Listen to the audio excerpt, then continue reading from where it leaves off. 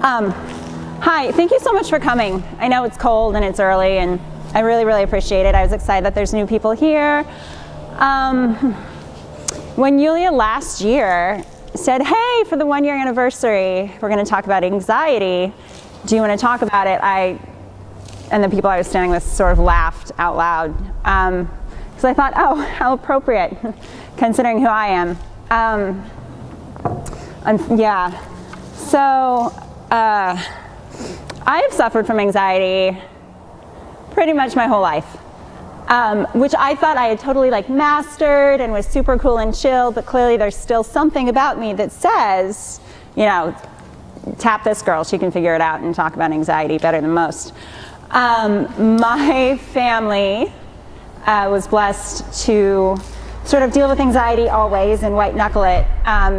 So there was that element for me. But there was also the fact that I suffer from PTSD. I'm anxious and nervous, so I'm gonna refer back to my notes a little bit. And when I was talking to Yulia about what she wanted from me in terms of discussing this, what she said to me was very freeing and nerve-wracking. She said, just tell your story. Tell my own personal experience. So that's what I'm gonna do. I grew up in Oregon in a very small town with very few people, and sort of went out into the world, and some not so great things happened to me. I have been attacked twice in my life. The first time I was 13, and it was a group of young boys, and it was in the afternoon, and it was pretty brutal. It was pretty brutal. The second time I was 18, and it was, I think, 3:30 or 4 in the afternoon, and I had just finished classes on a community college campus and had gotten a smoothie from Smoothie King that I was drinking, and it just came out of nowhere. And I was very, very lucky in that way in terms of it being in a public place where both times, the first time it was a woman that I barely knew, who I thought I irritated the hell out of and didn't like me, who came to my aid. And the second time, it was extremely fortuitous, and basketball practice had just gotten out. And there were a group of very, very brave young men that came to my aid and helped me and called the police. So I feel very grateful and blessed for those people that, stepped up and did something for me when I couldn't do something for myself. And I want to, obviously this is a huge topic now. When we had first approached anxiety a year ago, the culture was very different, or it appeared very different in this country. And that facade of safety for men and women and minorities and the LGBT community has really crumbled profoundly. And people are talking now. There's the Me Too movement. There's a lot going on in this country now where this is coming to the forefront. So for me, when I thought about, at first I was like, oh, I'll talk about all the meditation I do and the yoga and gardening and, all this other stuff. And I thought, no, I'm going to talk about what is actually going on and where a lot of people in this world's anxiety comes from, and women specifically, right? Because that's my experience, and I can only talk from my experience. I want to give some statistics about where this really lies in our culture and how prevalent it really is. So 1 in 3 women are going to be victims of sexual or physical assault at some point in this world. And to me that seemed pretty small, but that's what they are, so that's what I'm going to say. 1 in 10 women have experienced cyber harassment, which is another, a form of verbal written assault. I'm assuming that out of that 1 in 10, the other 9 just didn't have internet. That's what I'm going to go with there. And 23% of female undergraduate women have experienced some sort of sexual misconduct or assault on a college campus. And obviously those are the women that told the truth, right? We walk around in this world and we try and look like we have our stuff together. I'm going to try really hard not to use profanity. So if you see me pause for a second, congratulate me a little bit that I kept it clean.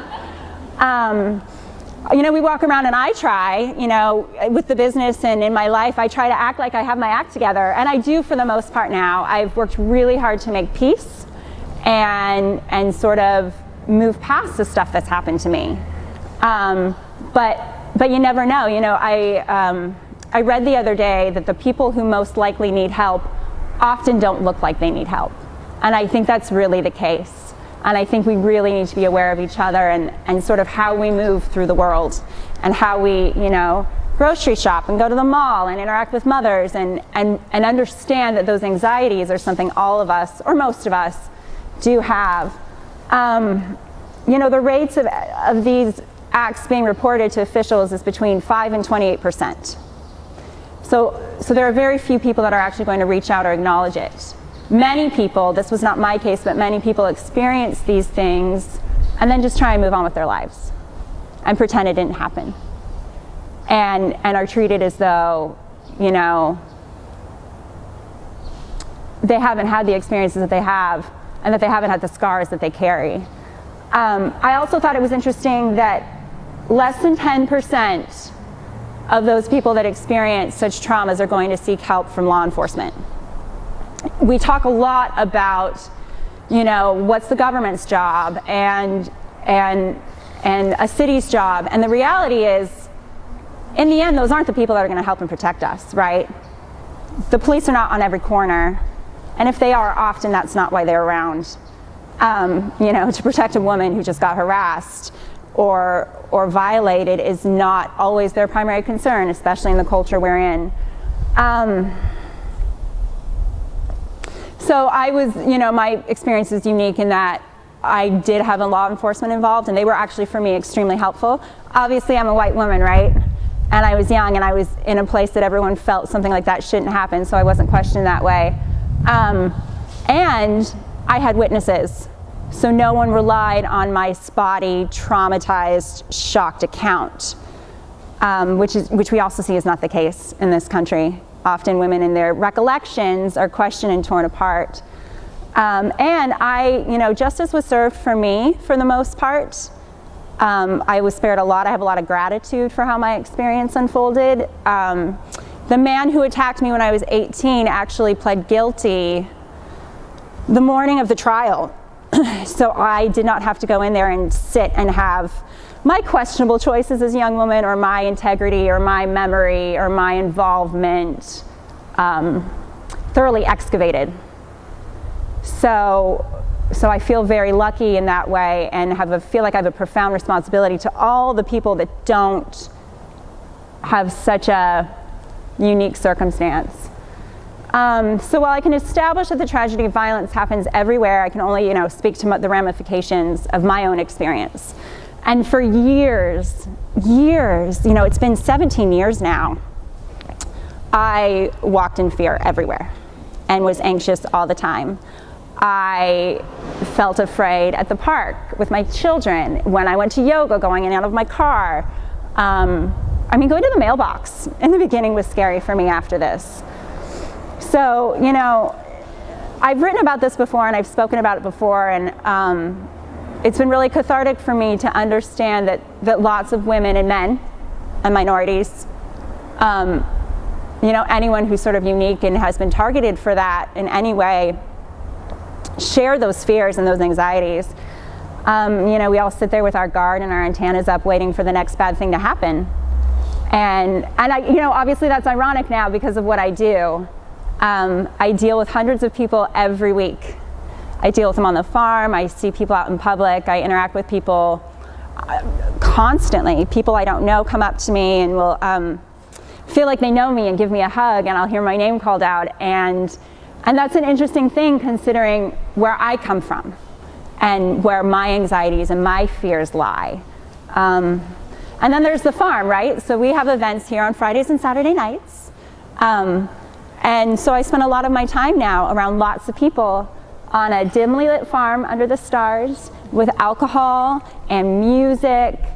And that's an environment that once upon a time would have been extremely challenging for me. I mean, if you think that I was afraid in the grocery store and at yoga, I cannot even tell you what it was like for me out in the world in the evenings. in the dark, in a crowded club, in a bar, I couldn't most of the time, and I didn't. And I think that's one reason that this place has become so important to me and to David, and what we've done in that having a safe place for women to come, where they can be out in the world and feel safe, is truly an extraordinary thing, not just for me and my hot mess, but for all of us. We have a lot of women that come here that say that it's the only place they feel comfortable coming by themselves. And I remember the first time I heard that, it was a woman that had come once or twice with her boyfriend. And I saw her one night by herself, and I said, "Oh, is your boyfriend coming with you?" And she goes, "No, he's actually out of town.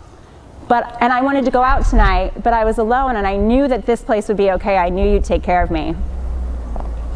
And that was huge for me, this idea that we need a safe space, that we can go where we don't have to have 5 people around us in a herd making sure that everything's okay, which I think is how most of us, men and women, sort of move through the world. The other thing that I want to talk about for a second is this idea, and I thought about this about myself, oh my gosh, it happened not once but twice. You know, what are the chances of that? And the reality is the chances are very, very, very high. The statistics for repeated crime against a single human being are appalling and sad. If you've been assaulted once, the chances of you being assaulted again double. They quadruple if it's more than 2. And anything over that, they can't even quantify. They call it tenfold. And that was always a thought for me as well. And you know, most women aren't harassed once or twice. You know, it's so prevalent. It's so prevalent for all of us. So, you know, when we first opened up, I had this in the back of my mind, but it wasn't, I think it was for David. David thought about it a lot and moved through the world. He had been in the nightlife scene before and saw, you know, the sort of the dark parts, and he was very more aware of what this place could be in that form. But for me, I walked around, I took care of the people I knew and my employees, but it was more of a spectator sport.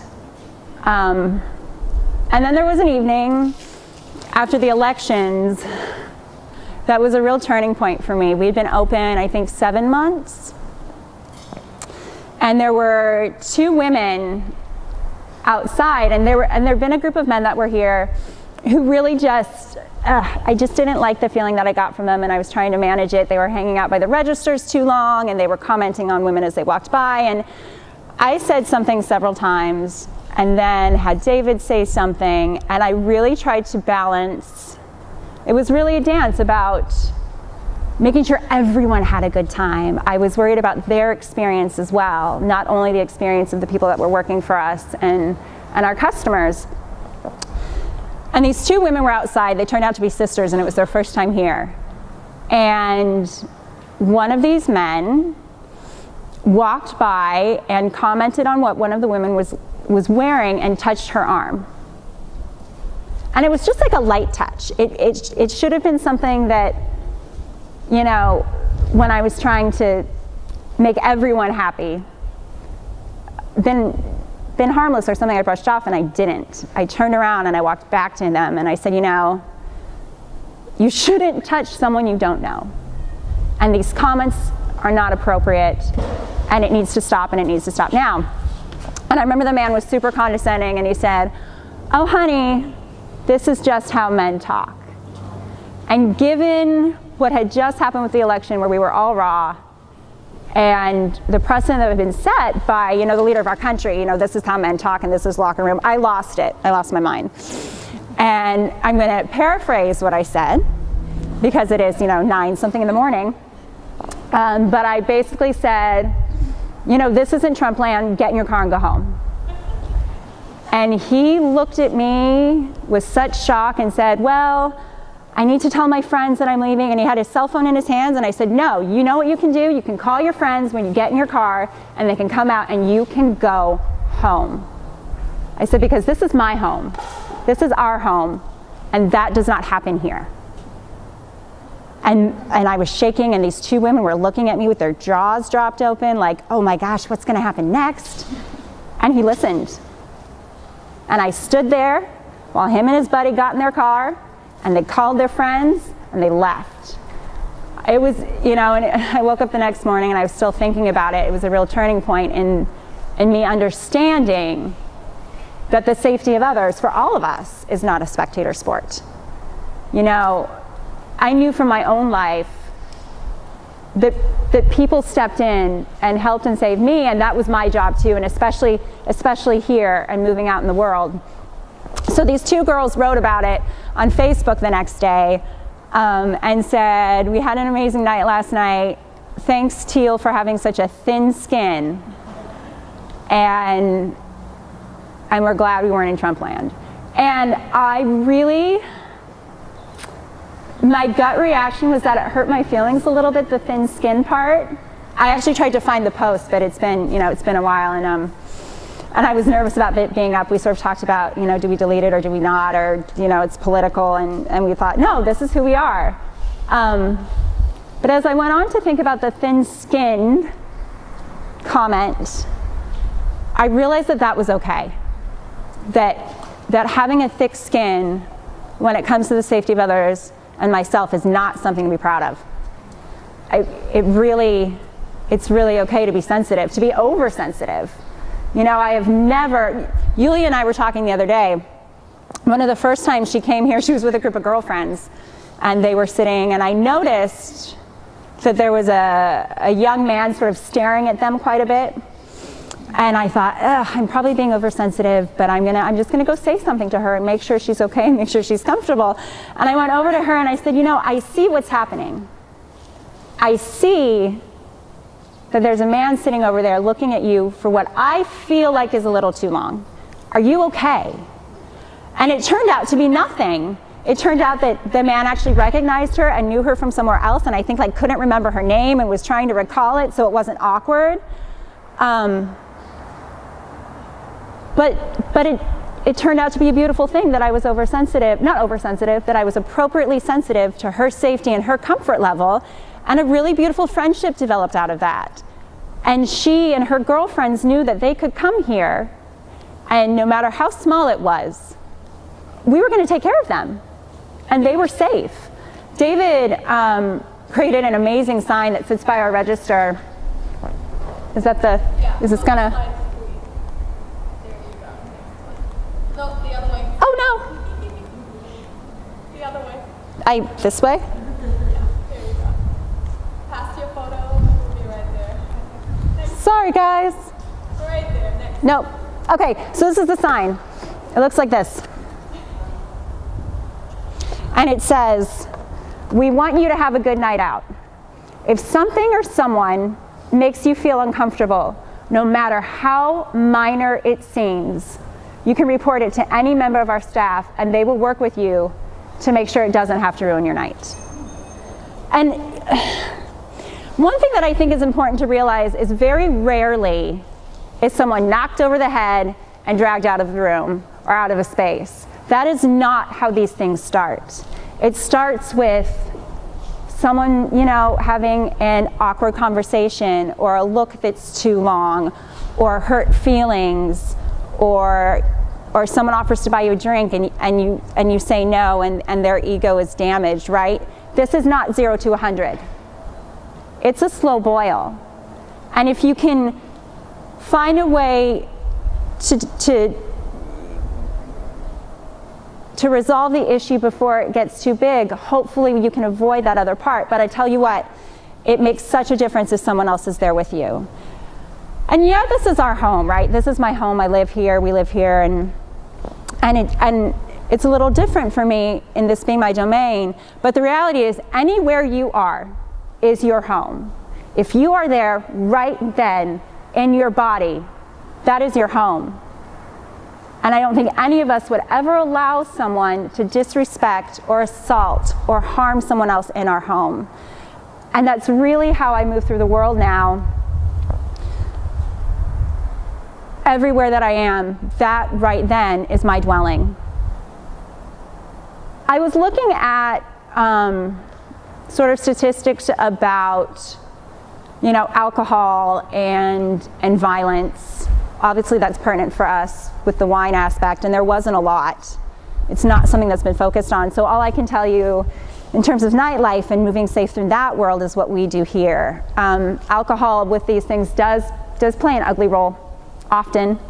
You know, it creates a lack of thoughtfulness and proactivity.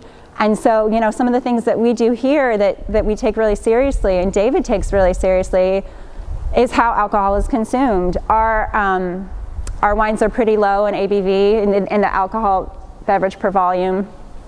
And, you know, our events end pretty early. It's normally 11. If it's a special event, it's 12.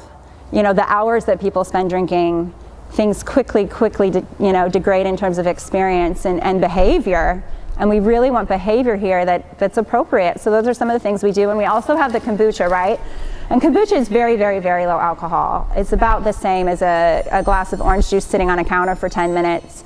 And most months, our kombucha sales and our wine sales are pretty even. Our wine and beer sales are pretty even. And I think it makes a difference. People come here and they have a really magical evening, and I also get comments about, you know, how great they felt the next morning and that they were able to be good parents and good friends and function, which is fabulous, right? And I'm happy about that part for the next morning. But what makes me happiest is the safety aspect, that everyone gets to feel safe and warm and comfortable. So, you know,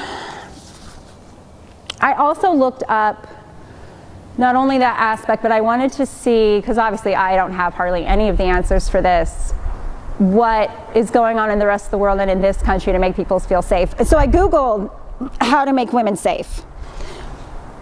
The first 4 hits were how to make a woman feel safe emotionally in a relationship, how to make her feel comfortable so she's a better partner. I mean, and it went on and on and on. And then there were like 4 pages about India and the extraordinary violence that occurs against women there.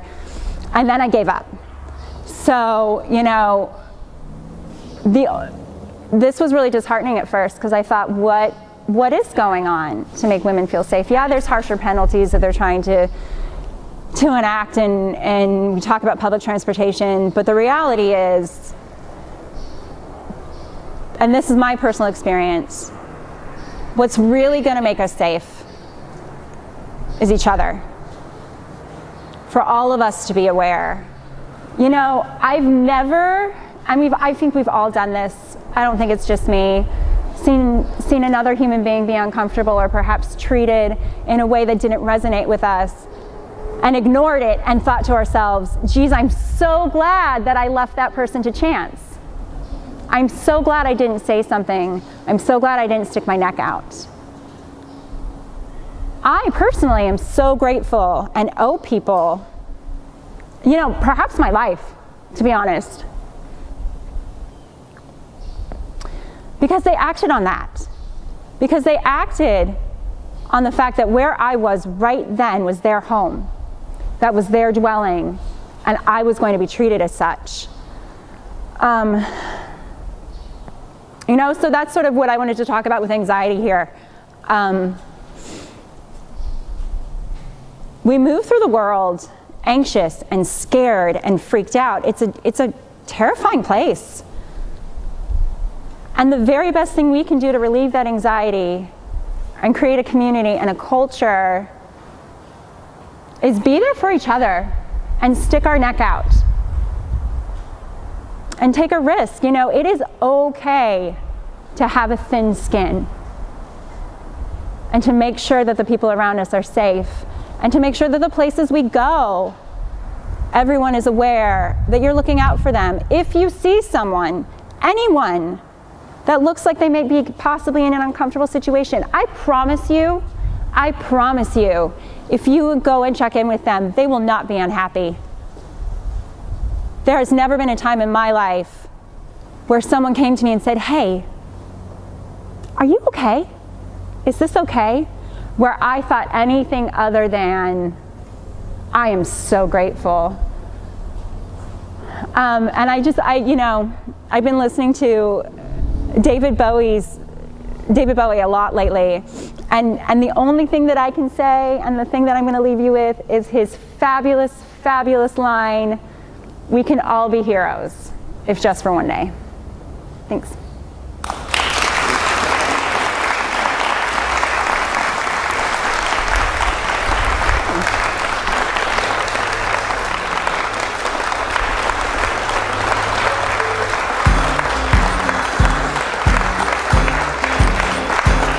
Amazing.